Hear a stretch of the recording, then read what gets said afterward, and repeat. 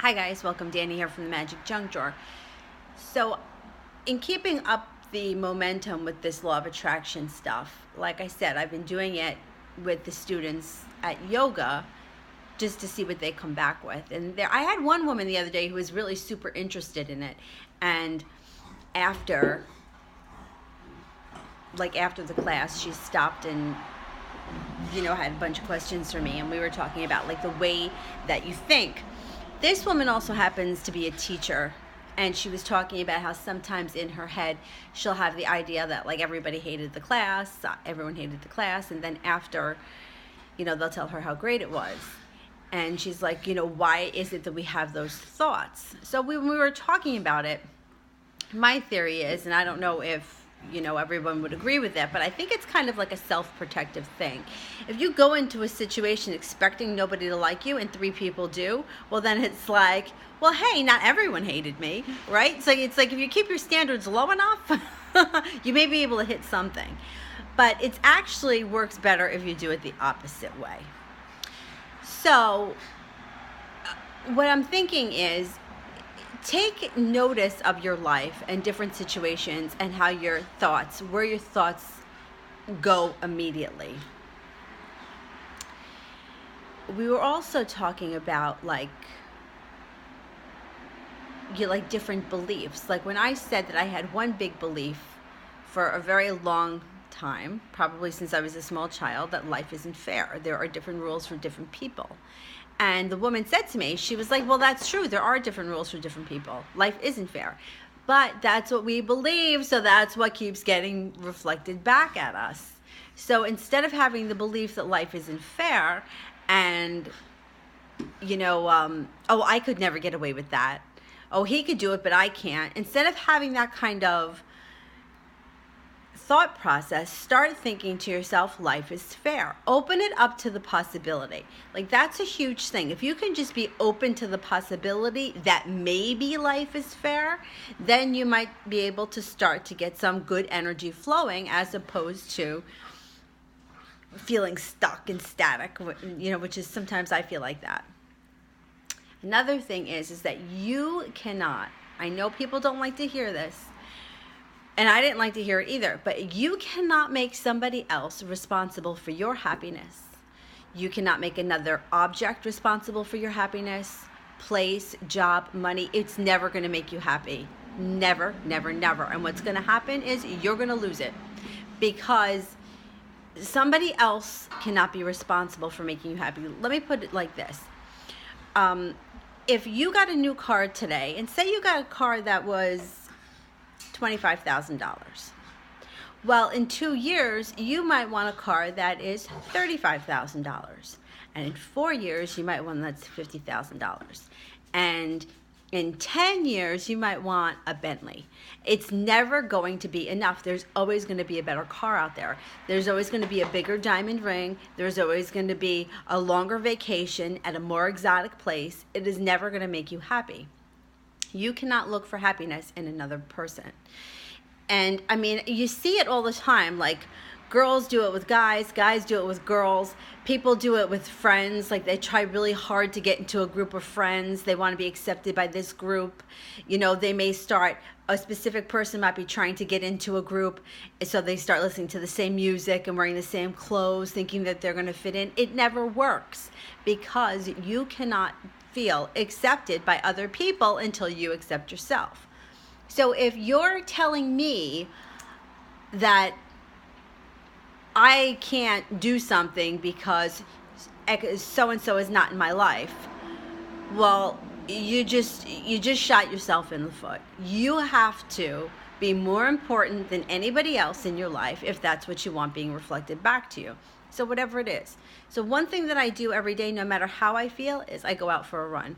Unless I have some kind of an ailment and something that is I'm sick or something, or it's snowing out. Yeah, I will get up and go for a run, because number one, it breaks up the tension in your body because you're moving. It's a full body movement.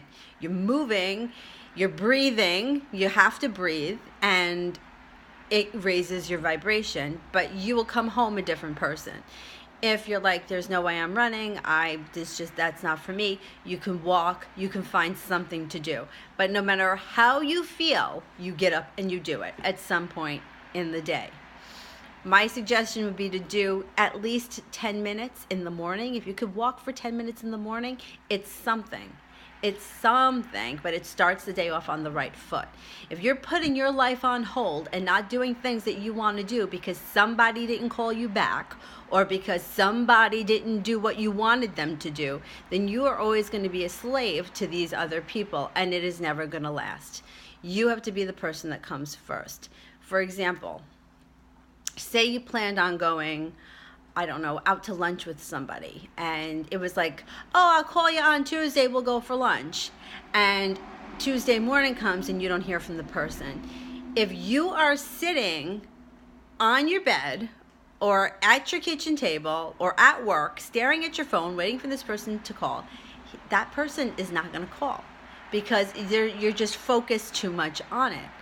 The best thing to do is decide what you want to do on Tuesday and do it. And if the person calls you and they're like, can we meet for lunch in 5 minutes? You're like, no, sorry, I'm busy.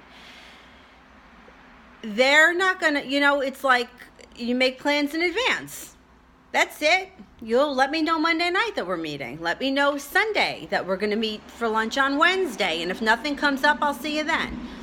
You have to put yourself first. If you don't put yourself first, nobody else is ever going to put you first. You're always going to come in behind something else. I'm telling you this because I lived it. Here is another belief that I had, and I may have spoken about this before. I got really tired of taking off of work. And there was a moment in my life where I was working 2 jobs and 7 days a week. So if I was taking off of work, I needed my plans not to fall through.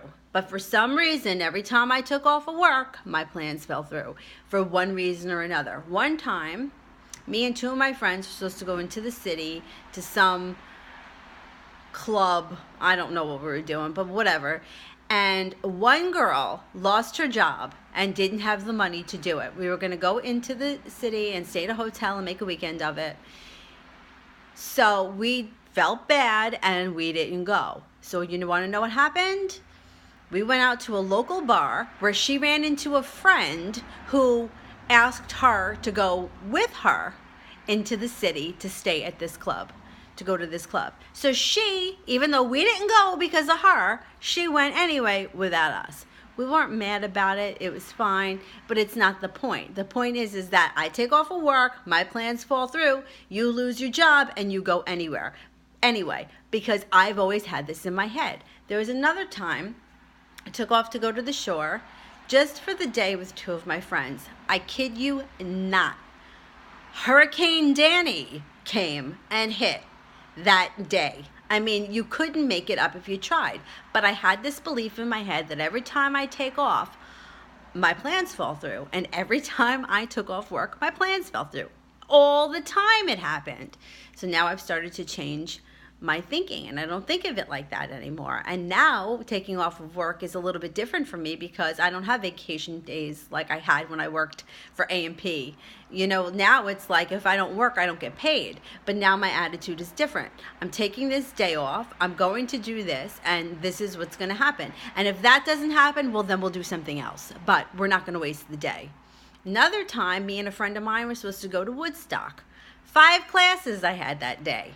5 classes. I got coverage for my 5 classes.